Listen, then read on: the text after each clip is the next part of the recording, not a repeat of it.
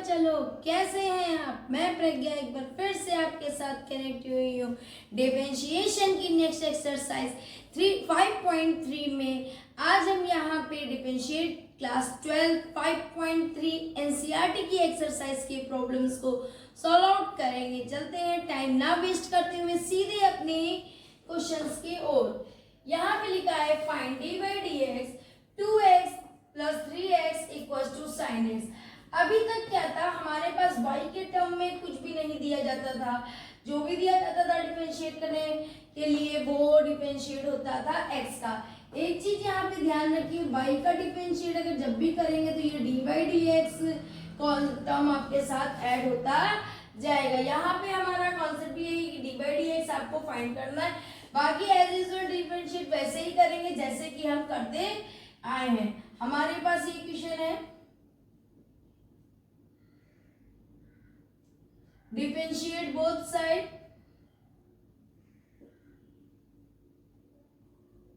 ठीक है।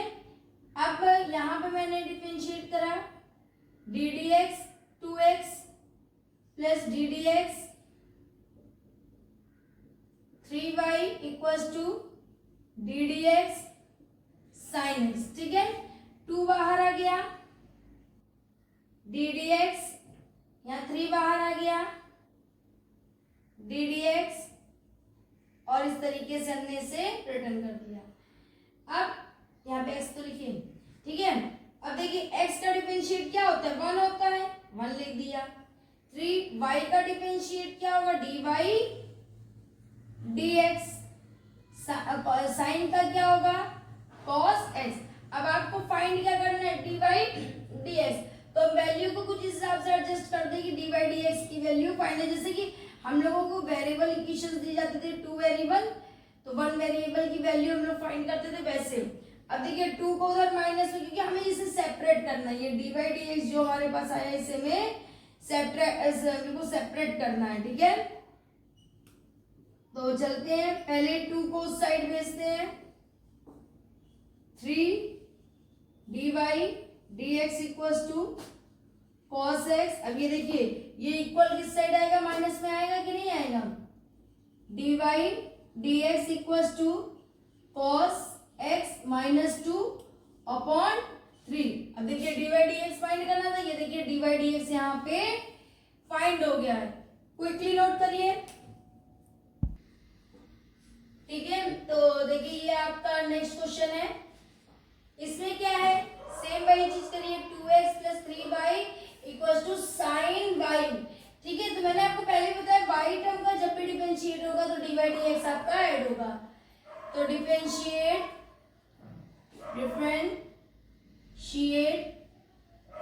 Both side, तो इसका करेंगे d d x 2x plus d d x 3y, sine का करें तो d d x sine y, है ना।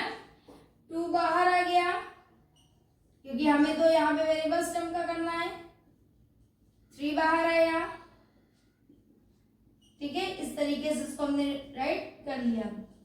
अब देखिए x का करेंगे तो 1 आएगा कि नहीं, और 3 ऐसे ही y का करेंगे डी वाई डी एक्स आएगा, साइन का करेंगे cos y, लेकिन साथ में y टर्म ऐड है, अभी तक तो x ऐड था, तो इसके लिए यहाँ पे ये टर्म ऐड कर दिया जाएगा, डी बाई डी एक्स। इतनी चीज समझ में आई। अच्छा देखिए हमको क्या करना है, यहाँ पे डी बाई डी एक्स बिल्कुल अलग सेपरेट करना है, ठीक है।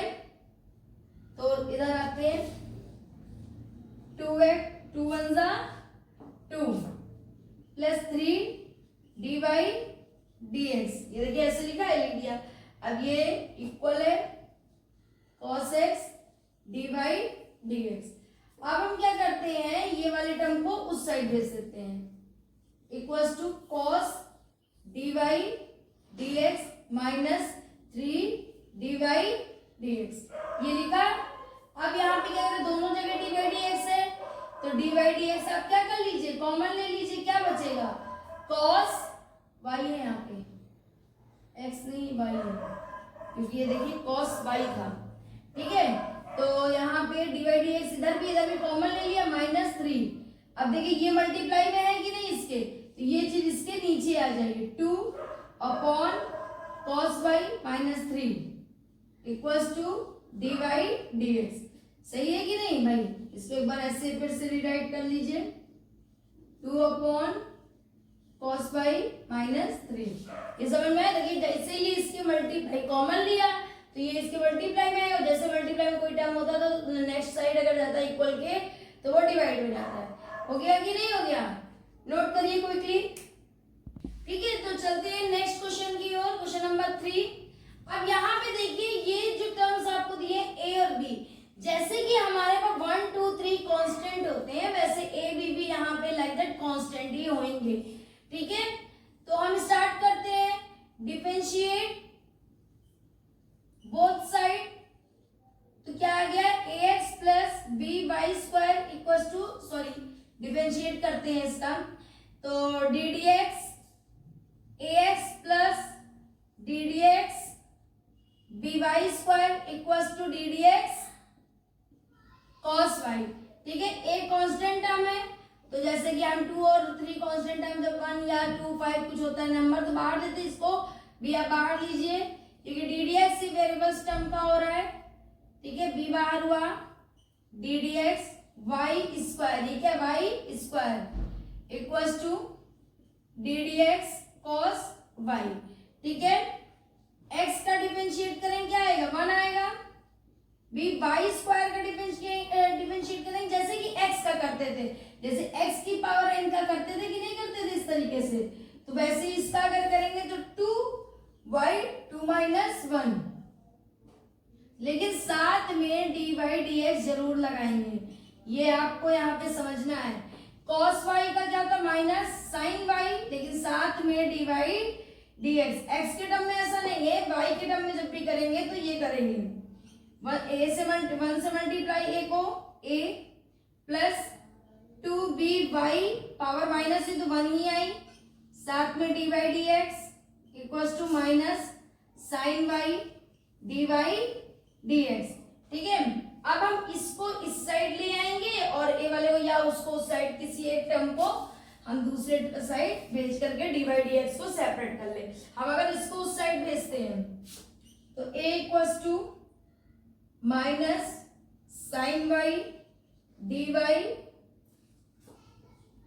D x minus 2by dy dx है ना। अब यहां से हम क्या करें, माइनस dy dx को बाहर ले लें या खाली हम dy dx को अगर हमने बाहर ले लिया तो अंदर क्या बचा, अंदर बचा minus sine y minus 2by। भाई देखिए ये टर्म्स इस साइड गया था, माइनस भी तो हुआ, ये प्लस का था, और हमने dy dx कॉमन ले लिया तो अंदर ये चीज बची। अब ये मल्टीप्लाई में तो ये इसके डिवाइड में आ जाएगी, dy dx equals to a upon minus sine y minus 2by। दोनों तरफ माइनस है तो आप माइनस कॉमन कर लीजिए, या ऐसे भी कर सकते हैं माइनस का ऊपर नीचे मल्टीप्लाई करा दीजिए। ठीक है, साइन वाई प्लस 2by। ठीक है, ये माइनस नीचे लगे ऊपर लगे कोई दिक्कत नहीं है। ठीक है, वैसे न्यूमरेटर में अक्सर करके ही माइनस देखा जाता है। समझ में आया कि नहीं आया? क्योंकि साइन का तो आपको पता ही है माइनस कॉस होता है, कॉस का तो आपको पता ही है माइनस साइन होता है। ओके, नोट करिए क्विकली।